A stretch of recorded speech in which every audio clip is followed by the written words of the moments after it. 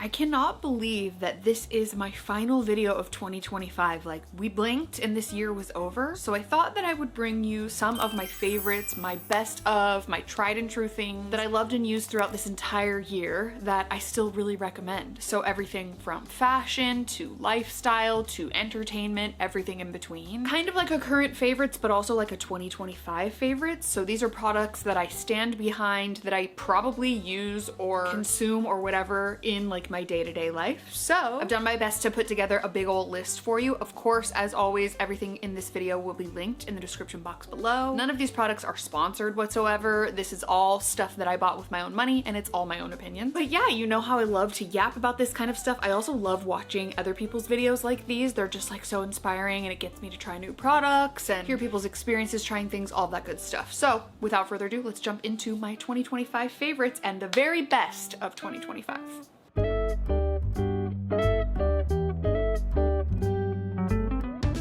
Starting off in the fashion category, the first thing that jumped to my mind when I was making this list was classy tank tops. Yes, I have become so obsessed with those this year. I think I placed my first classy order in about like 2024-ish, and I liked them, but then it was like I just placed another order probably like over the summer, spring or summer, and I fell in love. I have fallen so in love with this brand, especially their tank tops. Like their white tank top, honestly, to me is so perfect. The only thing that would make it like 10 times more perfect is if there was a shelf bra in all of their items. Some of them just kind of have built-in padding, which works for me in some places, but not me trying to cover the bases of like every single top that I have. But no, overall, I really, really love this brand. They have sales a lot of the time, which I would definitely recommend, like holding out for a sale. They have lots of good sales. I feel like they're that perfect blend of being comfortable and being cute. And so like they have a function where you don't have to wear a bra. That's the function. But then also they look really trendy and adorable as well. Like there are other brands like Uniqlo that I've talked about in the past that have those built-in bra tops, but they're just not as trendy, and I like having a little bit more variety. And I mean, this brand has everything from tube tops to long sleeve tops to off the shoulder tops to everything in between. So really, honestly, like strongly recommend it. They're also a small business and a woman-owned small business, so we'd love to see that. And I probably, if I were to guess, own like 10 of their tank tops. Love them so much. Next up, it will come as no surprise, I think I've even mentioned this in best of videos in the past, but I love my Levi's baggy dad jeans. I literally own 2 different washes of jeans in 3 different sizes. Yeah, that's how dedicated I am. I've gone through some health stuff throughout this year, so yeah, my body's just kind of always changing and fluctuating, and it's been my go-to cute, comfy pair of jeans that I can wear no matter what. I really, really love these so much. The only gripe I have, the only issue that I take with them is that Levi's discontinued these in plus sizes, which just I don't understand. I don't understand. Like, listen, that's a whole other topic we could deep dive into. So I believe they only carry up to like a US size 16, I want to say. That part really is annoying, but I love these jeans so freaking much. Pretty much any outfit that I have, I'm going to base around this pair of jeans. Like, they just go with everything. They're that perfect kind of slouchy, slightly wide leg look. They're not too baggy. They're not too high rise. They're not too low rise. Like, they're just great. Honestly, I'm never ever going to be a lounge in jeans kind of person, but I can lounge in these for a little while until, you know, the sensory thing catches up to me. But love them so much. Love them down, as the kids would say. Next, for a pair of leggings, I have 2 different options here for different price points, budgets, whatever it is that you're looking for, but I love the Lululemon Align leggings. Like, I wear them almost every single day, but I also in 2025 discovered a dupe for those, and I almost equally love those as well, and they're by CRZ Yoga. I featured them in a trying viral TikTok products and trends video, and they're really good. I quite literally have them on right now. I was supposed to be wearing jeans with this, but I didn't feel like it. They're just very comfortable. They're a really nice, thin, lightweight material. They have options with pockets, without pockets, and they are the closest thing to a Lululemon legging that I have seen. I know Lululemon has like patented the Align fabric, so I don't think you legally can make a dupe, but these are really, really close, and they're much, much more affordable, like a fraction of the cost. So I strongly recommend these if you're somebody who wears leggings every single day, whether it be to work out, to lounge. I wear these to lounge mostly, but I go on walks in them. Like, they're just so great. They are like a thinner material, so if you live in a super cold climate, I don't know if they would be perfect, or if you were wearing like very bright white underwear, maybe that might not be the best if you were doing squats or something, but honestly, besides that, they're fantastic. I love them so much. And since the rest of my clothing pretty much that I wear is thrifted, I thought that I would focus on a couple of shoes that I really like and then an accessory to go with one of them. The first one, I think I mentioned these last year, I can't remember, but I'm gonna mention them again if I haven't, and it's the Onitsuka Tiger Mexico 66 sneakers. I love these so much, and I got really lucky because when I was looking for these, they were really, really hard to find, and I think I caught them at the perfect time because Madewell was randomly selling a pair. So I got mine for I think $100, but now they have resale ones for like $300, which is crazy. I think they're just a lot harder to get your hands on these days. It also makes me sick because there was a store nearby where we used to live in LA and we never went there and then it closed. So we never even got to go there and like buy a pair for ourselves. It is on the list when we go back to Japan eventually, but they're so comfortable if you can find some secondhand. They're amazing, they're comfortable, you can walk around all day in them. They're like a low profile sneaker, but they have just a very slight sort of like built-in insole that are comfy. At least for me, they're comfy, I don't know. And yeah, I just love them so much. They come in so many different colors. I am definitely on the hunt for a new pair. Who knows where I'll be able to find those, but I love them. Next, I had to mention actually a pretty newer addition. I want to say I bought these back in like September or October, and this is a pair of wide width loafers that I got from ASOS, and I love them. They're so perfect. They're brown, they have a little tassel on the front, they were immediately comfortable. They don't have that really stiff back of the ankle on the shoe that makes it so excruciatingly painful.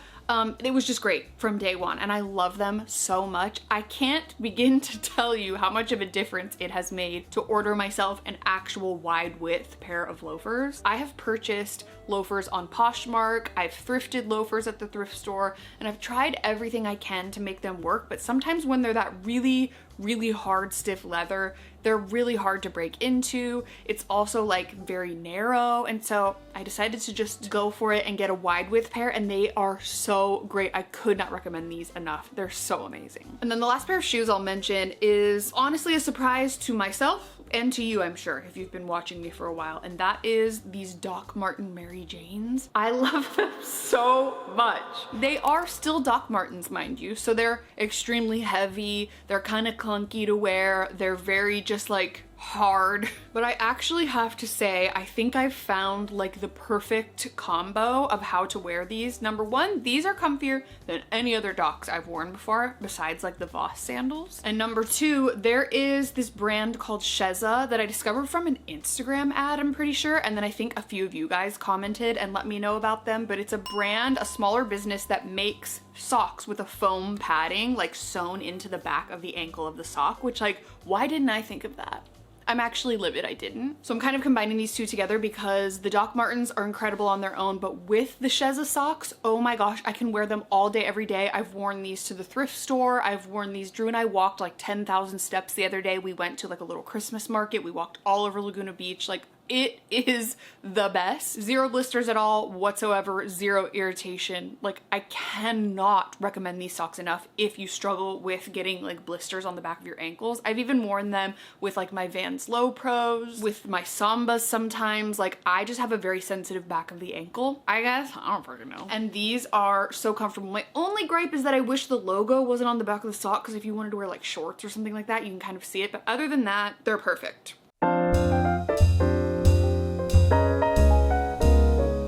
Alright, now moving on to the makeup slash beauty category. It will come as no surprise to you if you watch my vlogs that I am a absolute lover of the Flutter Habit lashes. I love these things so much. If you aren't familiar, I have them on right now actually, and it's basically a kind of DIY at-home lash extension, and they sell them in these little clusters that you actually place underneath your eyelashes instead of on top like a traditional lash. But I used to get my lashes done, and I think I would pay like $150 every 2 weeks or something like that to get these lashes, and now I can achieve that look at home. Lasts a few days. I've gotten it down to a science. hints. If you want to know, I'll link a vlog down below where I kind of like go into detail with my entire routine, how I do it start to finish, but it's just so much more of a cost efficient version, and it's just adaptable. You can like wear more dramatic ones, less dramatic ones, different colors, all that kind of stuff. So I'm a huge fan. They also sent me a package recently with a bunch of different ones to try, and they've been so good. So yeah, I really enjoy them. I've been buying them for probably 3 years now, and I will continue to do so. Shout out to my friend Sydney for introducing me to them because they're amazing. Besides the lashes, I think when I look back on 2025, my most used makeup item product is the Merit foundation stick. I've talked about this recently. I've talked about it throughout the year. She really is that girl. Like, it is basically like, I think it's actually called a complexion stick because I think it's supposed to be like concealer and foundation in one. And if you're an oily skin girly like me,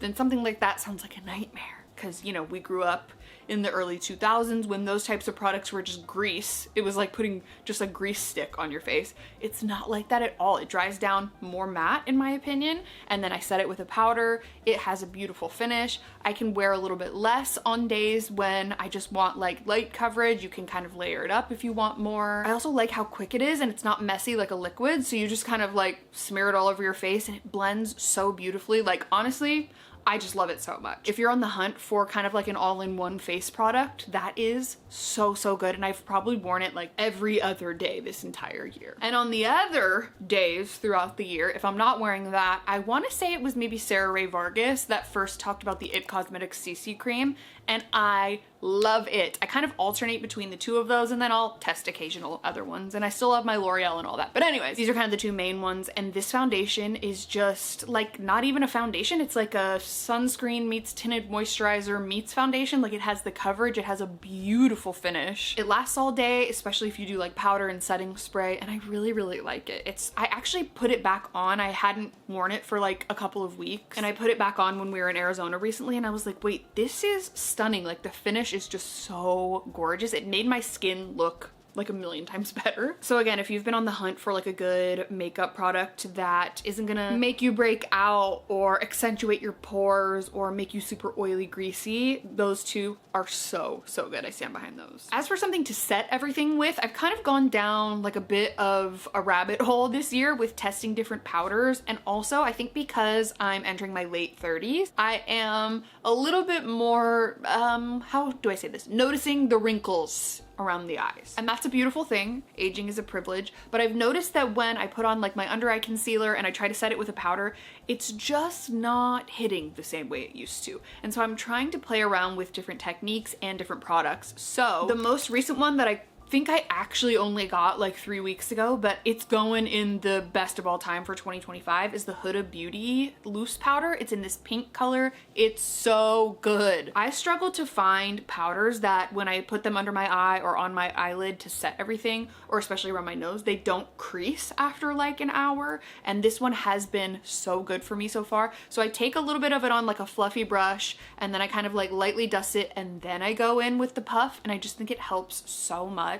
I have really like been trying to perfect the whole like lock it in, bulletproof, wear it all day makeup kind of look, because I'm just like around doing a bunch of different things and I don't want to have to worry about touching up anymore. So honestly, really like this one. If you have a similar experience, or I guess another experience, let me know in the comments below. Or if you have a powder that you really love, if you have more kind of like, yeah, late 30s, early 40s and up skin, I'd love to know. But yeah, this one is really good. Speaking of locking it in and setting it in place all day, I used to swear by the Urban Decay all-nighter setting spray, which I do still really like, and I have and I use, but I discovered a new product this year, and that is the One Size On Till Dawn setting spray. This stuff is powerful. Okay, so it's not like an everyday thing for me typically, but if I have something to do, usually I would like wait until right before I had to do it to put on my makeup because I wanted everything to be fresh, and like especially around my nose and my mouth, I just didn't want anything to like fade or start breaking apart or whatever. And recently I picked up a sample size of this at Sephora and it's blown me away,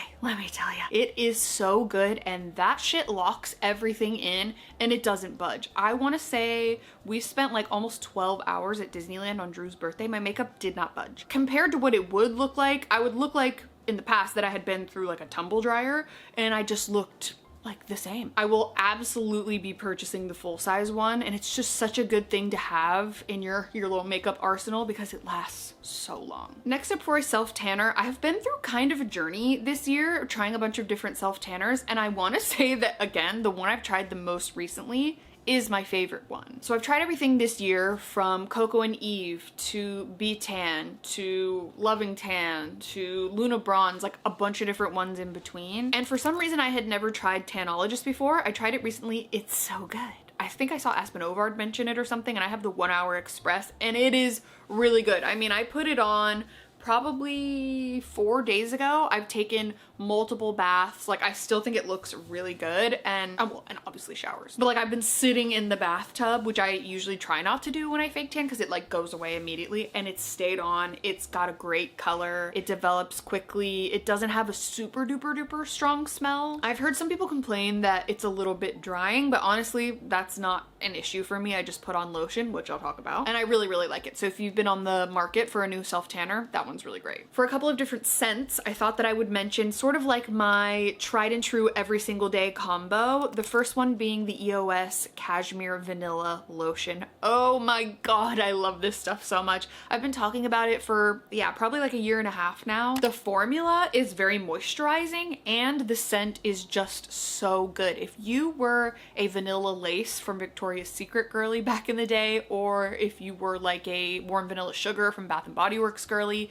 this is going to really hit that spot for you. It's just like the most stunning, absolutely perfect lotion. I could never live without it. And I've tried other scents of theirs, which are also really good. Drew uses the unscented one and he likes it a lot, but this vanilla one is just, it's my girl. I've always been a vanilla girl. I always will be. And then to go with it, another recent one that I actually first tested out in my Costco video. I went to Costco, I tried a bunch of different viral products, and this one is my favorite, and that is the Korres Vanilla Freesia perfume. Oh my god, this stuff smells so good. If I could describe it, which if you didn't watch that video, I would basically say that it smells like Chanel Chance with a like vanilla booster in it. It's just so good. I get so many compliments on it. I am always gonna be like a cozy, warm, musk, amber, vanilla scent kind of girl, and this just really does it for me. Unfortunately, the last thing in this category that I'm going to have to mention is, in fact, the Dyson Airstrait. It's so good. It's so good. I'm mad because it's so expensive, but Dyson really knows what they're doing there. Like, it's just an amazing hair tool. It has completely replaced everything else that I use, especially because right now I'm just looking to like dry my hair and sleek it down a little bit and then use like a flat iron or a curling iron to curl it just with the bob. It is a 2-in-1 tool. I have an entire video where I went into all of the details. I unboxed it. I tried it for the first time. So make sure you watch that video if you're interested in like a more in-depth review, but it's immediately going on this list because it's that good, unfortunately. Like, I wanted to hate it because of the price. I mean, I got $150 off, but it's still outrageous. But man, it's good. I love it so much.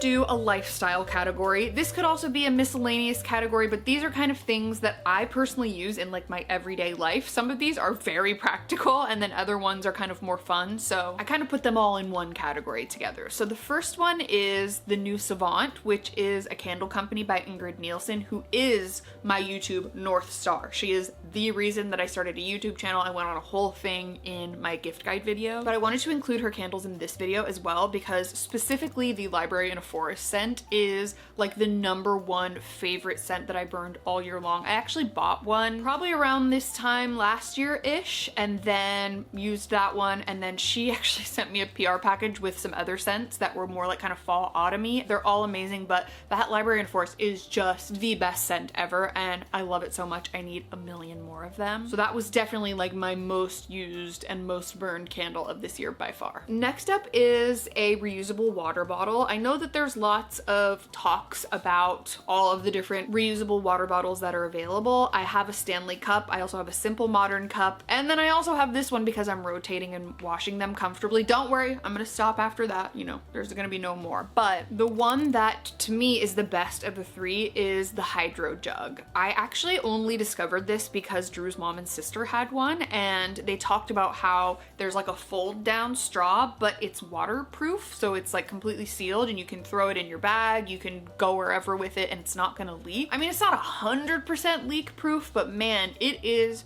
so much better than any other option I have. Like, for example, that one's in Arizona, but I have the Stanley in front of me right now. There's no way I could put this anywhere because the straw is open on the top. It's gonna spill out. So it's just so nice to be able to have one where you can just fold it down, throw it in your bag, throw it next to you on the couch. You don't have to worry about it, kind of thing. And it's the best. So I would really recommend that one. They have a lot of different colors. It has kind of like a silicone-y bit on the bottom, so when you set it down, it doesn't slide all over the place. Like, they really did think of everything for this, and it's definitely my favorite. I gotta shout out nose strips again. I know I mentioned this, I think probably like over the summer in a products that I was influenced to buy that I really honestly love. And I cannot describe to you how much wearing nose strips every night to bed has changed my life. It's changed my sleep. I have a deviated septum. I was born with it. I always have as like a nose breather. I cannot breathe through my mouth when I sleep. I have to breathe through my nose, and I've always had issues with that. So I discovered nose strips and they've changed my life. I particularly like the extra strength ones, which are a little bit fatter and a little bit shorter, but I also like the regular ones too. I buy them in packs at Costco. They're amazing. I use them every single night. I know they have reusable ones and I'm curious to try those. They have like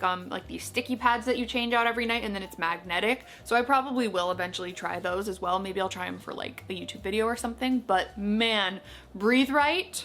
Holler at your girl. I love you so much. If you've been struggling with, you know, breathing or whatever it may be in your sleep, it's great. And also, even just wearing one when you're sick makes so much of a difference. Like, I never thought of that, and Drew ended up getting me some when I was sick one time, and it's just incredible. Like, it's changed my life ever since, and I could never sleep without them now. Speaking of could never live without them, I had to mention my girl Tums. My girl Tums is always there for me. I have had so many GI issues this year. I have a lot of like intense burning in my stomach and like my upper abdomen, and Tums comes in clutch for me every single time.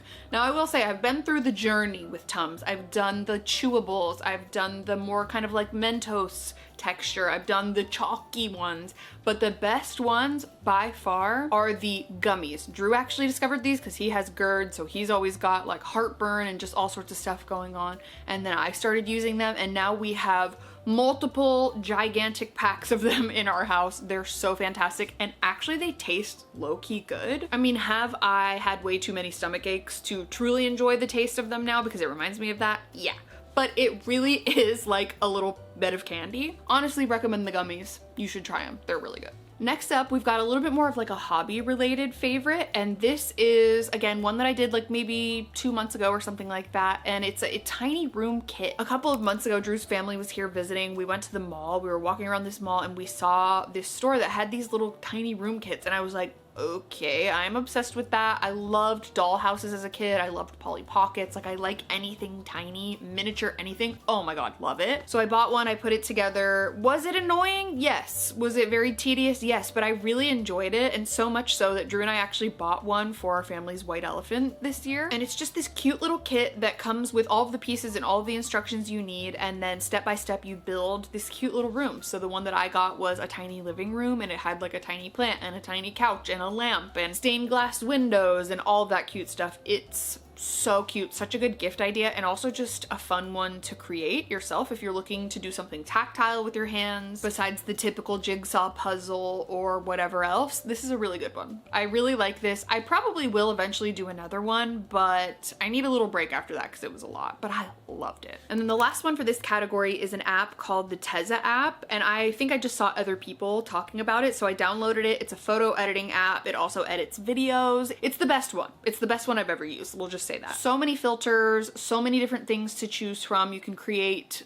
templates, you can add filters to video, which not all apps do. You can do like the typical presets, which are just sort of like set little filters, and there's tons to choose from, but also they have a bunch of film presets, so it looks like your photo was taken on like a disposable camera or a Super 8 camera or whatever, and it's really, really good. The two favorites that I use are Vintage, Mood, and then the film preset that's called Solare 17. And I get comments a lot being like, how did you edit this photo? What do you use? And it's literally just the Tezza app. That's all I use. It's like a pretty much one click and done kind of thing, and I love it.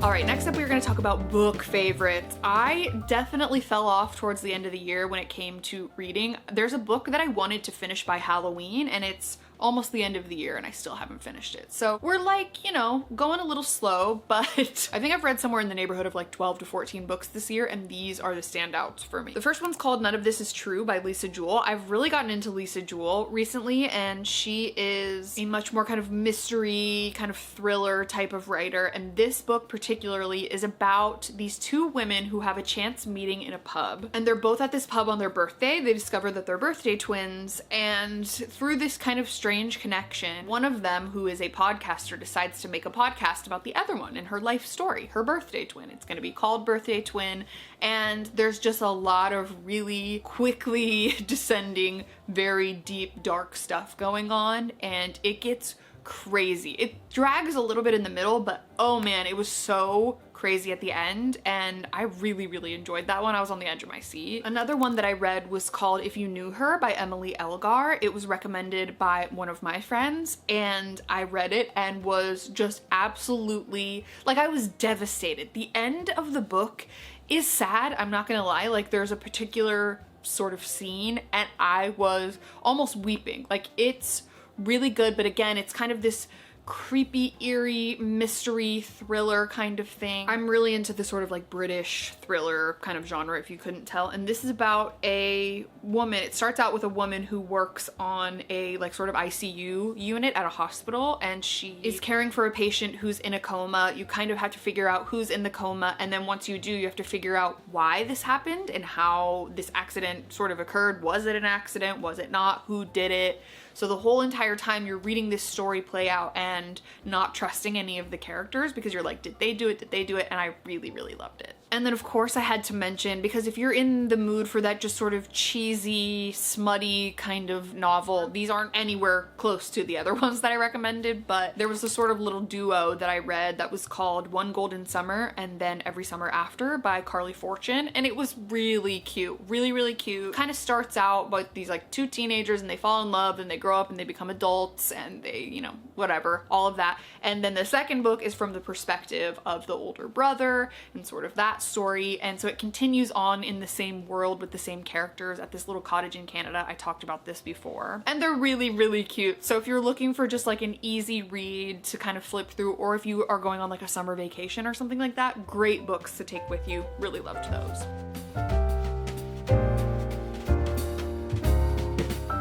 And last but not least, I thought I would mention a few TV shows because I didn't watch a ton of movies this year. I mean, I saw Wicked for Good and like I watched a couple movies here and there and in between, but I'm mostly just like nostalgia based. So I'll rewatch like Halloween movies, Christmas movies, and then kind of all of my favorites. So besides Weapons, we'll count Weapons as one of these for a movie, but for TV shows specifically. The first one is called The Beast in Me. It's with Claire Danes and Matthew Rhys. It was really good. Like, I actually enjoyed it from beginning to end. It was well acted, it was creepy, it was scary, it was all of the things, and Netflix actually did their big one with that one because Netflix recently has been skewing to more of like a, I don't know how to describe it, but I'm not liking the vibes of any of the new stuff that I've seen, like TV show and movie wise. It's like this very corny, cheesy, not well done thing that they like know that they're doing, almost kind of Lifetime movie-ish or Hallmark movie, but it's not my fave. But this one is actually good. So it's a story about a writer writing about her neighbor who is a suspected killer and kind of what happens with that relationship and all of the drama that ensues in between. And yeah, I really loved that one. Then we had to mention White Lotus. I love White Lotus so much, and I actually believe that it only gets better as it continues. So loved season 1, really loved season 2, and now really loved season 3. So in case you for some reason haven't heard of it, it's a show that takes place in a hotel, a very fancy hotel, every season in a different location, and just chaos ensues. Basically, there's always a dead body that you discover in the beginning, or you find out that someone has died and you don't know who it is, and then again, sort of throughout the course of the season, you have to figure out who it is, why it happened, kind of anticipating it, and it's so good. There's so much good acting,